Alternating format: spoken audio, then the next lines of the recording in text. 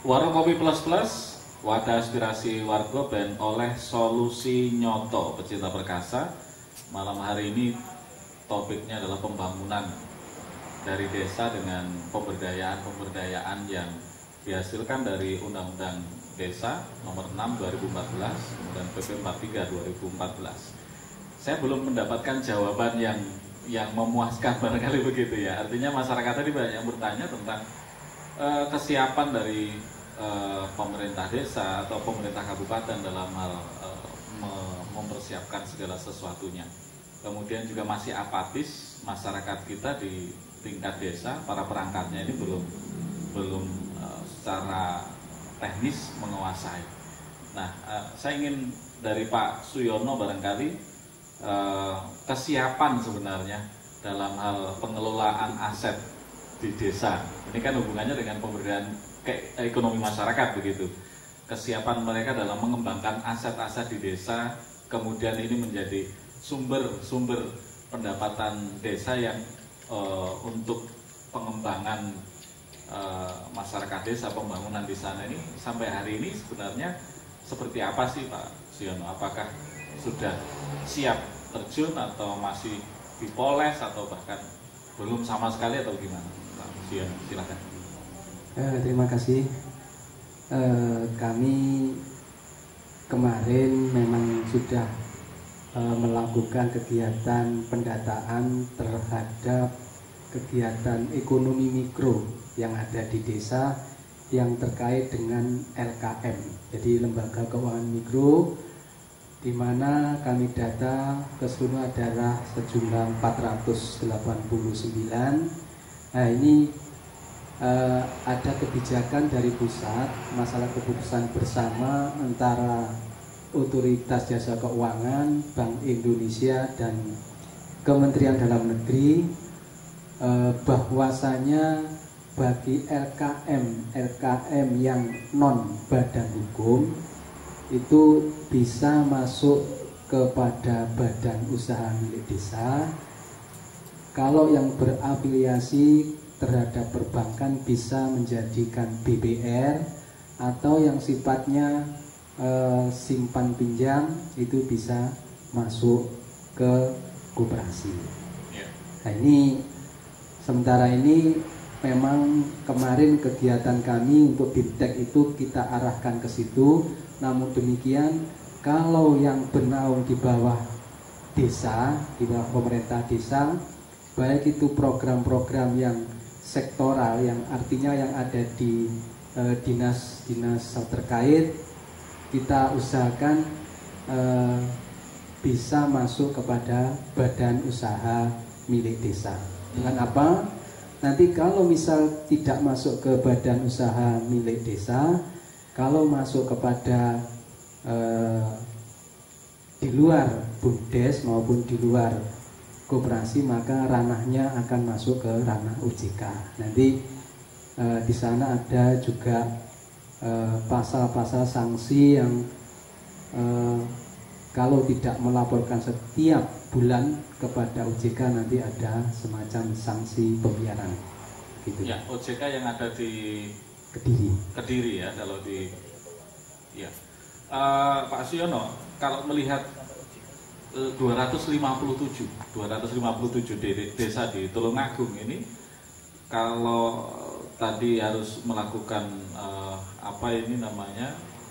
pemberdayaan ekonomi masyarakat melalui BUMDes, ini mereka sudah siap semua Pak, 257 desa ini. Apakah sudah siap semua atau masih ada yang abu-abu ini Pak? Karena ini merupakan amanah daripada Undang-Undang Nomor 6, maka mau tidak mau semuanya harus siap untuk melaksanakan ini. Dan secara bertahap kami akan memfasilitasi kegiatan pembentukan BUMDes, di mana data-data yang telah masuk kepada kami saat ini sekitar 59 desa nanti akan kita fasilitasi pembentukan badan milik desa.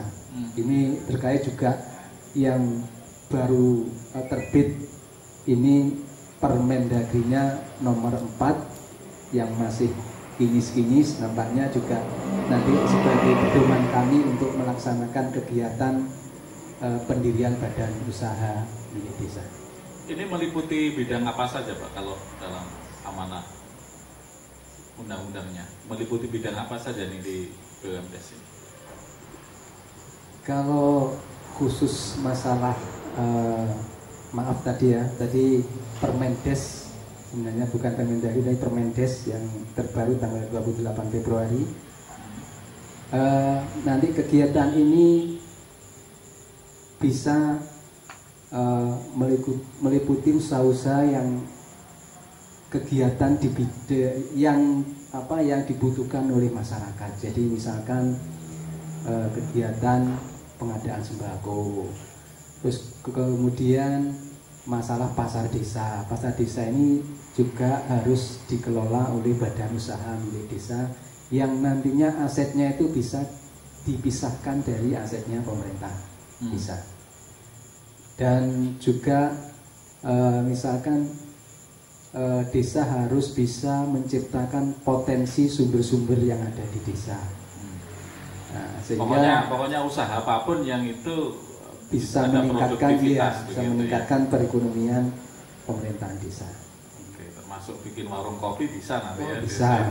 Jadi dikelola oleh BUMDes juga. Bisa.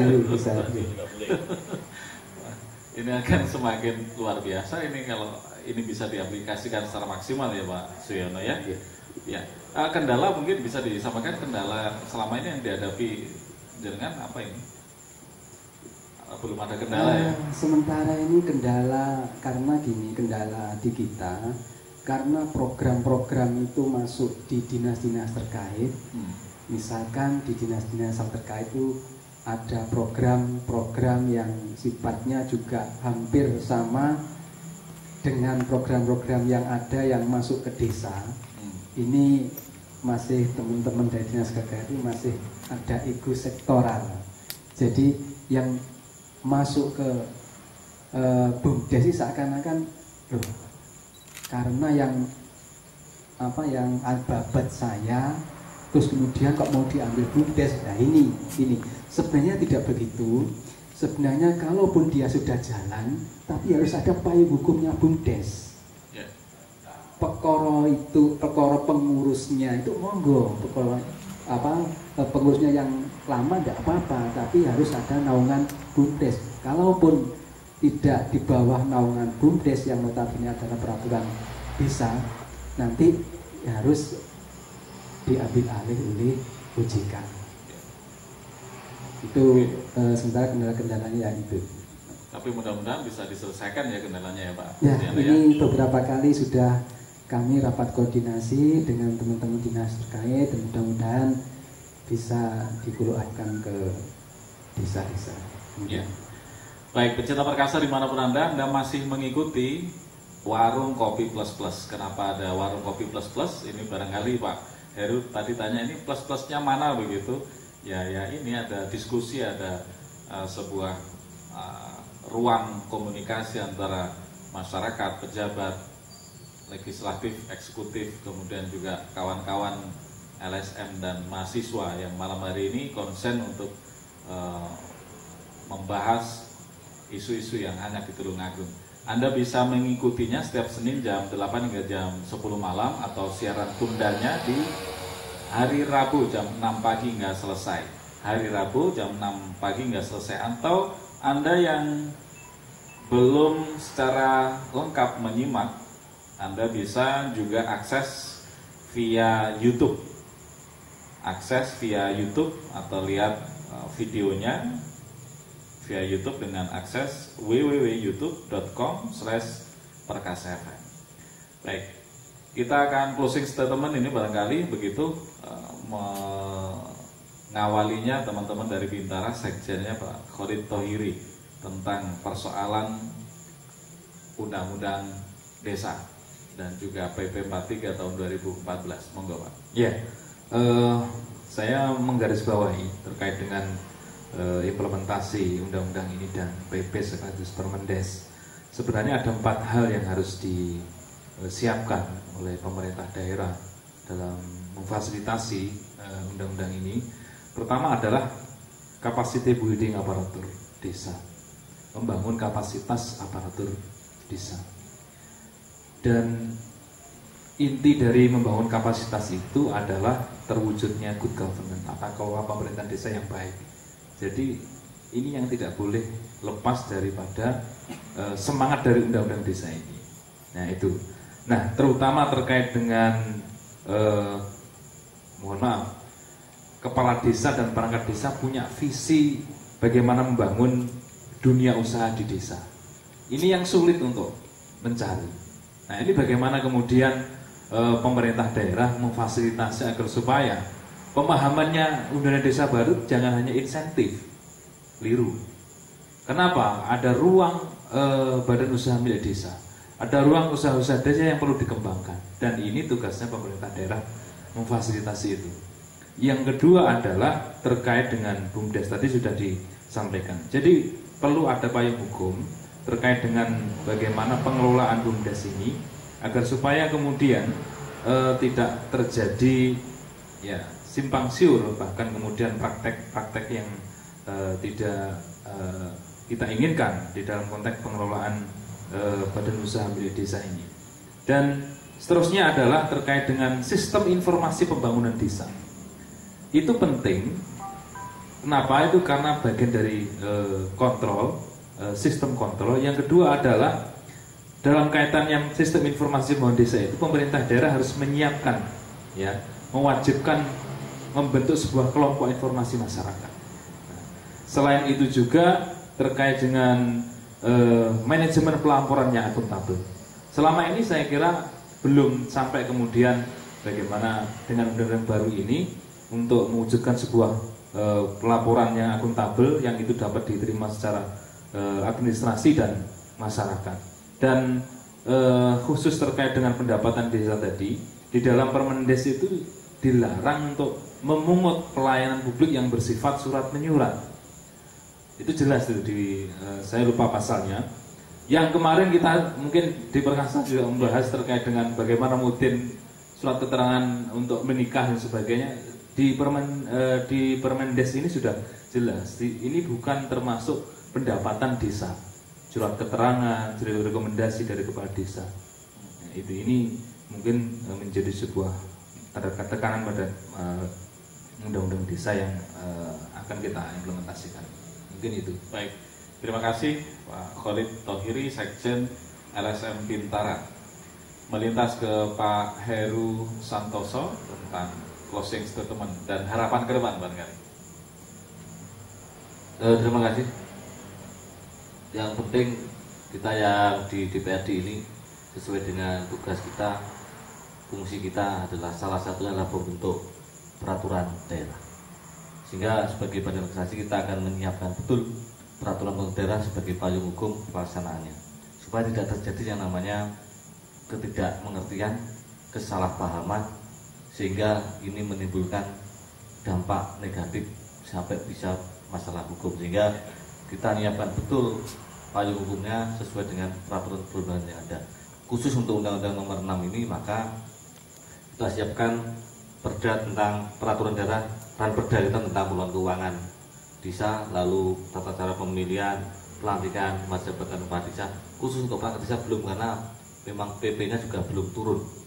Jadi kita membuat sebuah peraturan perundang-undangan yang ada di daerah perda kita ini, kita tetap mengacu pada peraturan yang ada di atasnya. Karena sesuai dengan amanat Undang-Undang 12 tahun 2011, tata cara pembentukannya memang seperti itu. Sehingga peran dan fungsi kita nanti kita coba optimalkan, baik sebagai pembentuk peraturan daerah, baik sebagai anggaran. Jadi tugas budgeting kita membuat anggaran-anggaran yang memang untuk belanja publik kita coba up terus, kita tinggalkan terus untuk belanja-belanja muda pembangunan. Lalu fungsi pengawasan kita, sehingga kita juga mau nanti masukan dari masyarakat, semua elemen masyarakat di Tulungagung memberikan masukan-masukan tentang pengawasan kegiatan pembangunan daerah, sehingga ini bisa menjadi input kita dalam membuat sebuah regulasi ke depan supaya lebih baik. Kira-kira begitu.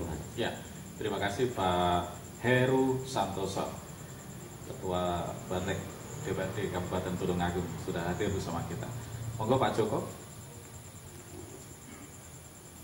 berkaitan dengan undang-undang desa ini, dengan lahirnya Undang-Undang Nomor 6 Tahun 2014 ini, harapan kami akan membawa dampak positif kepada desa atau pemerintahan desa, karena dananya nanti lebih banyak dibandingkan tahun sebelumnya.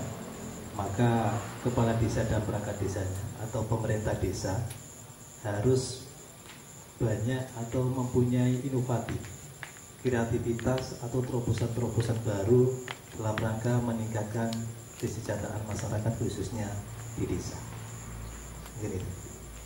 Baik, Pak Siono, silahkan. Kreativitas ya dari desa, monggo.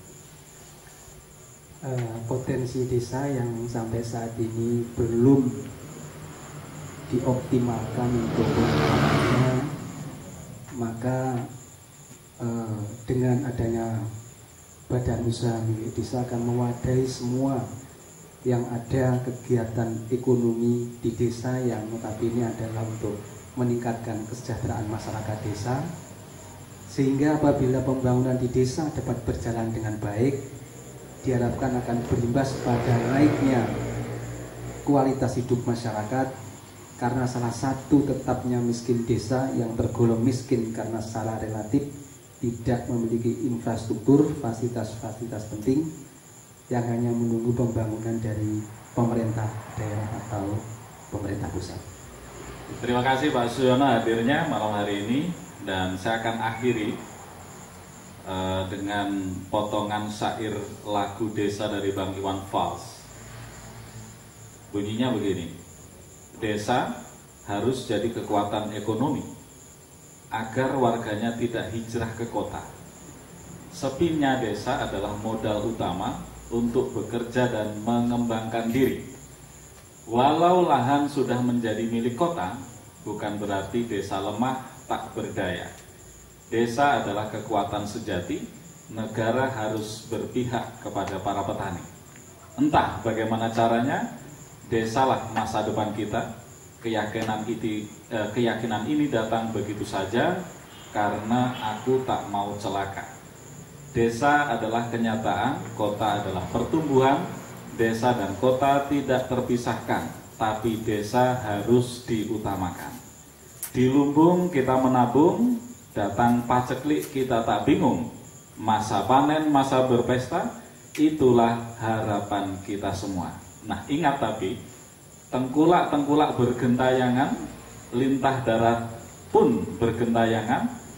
Kemudian pertanyaan yang terakhir adalah, untuk apa punya pemerintahan kalau hidup terus-terusan susah? Nantikan Warung Kopi Plus Plus edisi Senin mendatang. Saya Faris Ramadan, 96,8 Radio Perkasa, makin dahsyat bermanfaat. Assalamualaikum warahmatullahi wabarakatuh. Aplaus untuk kita semua.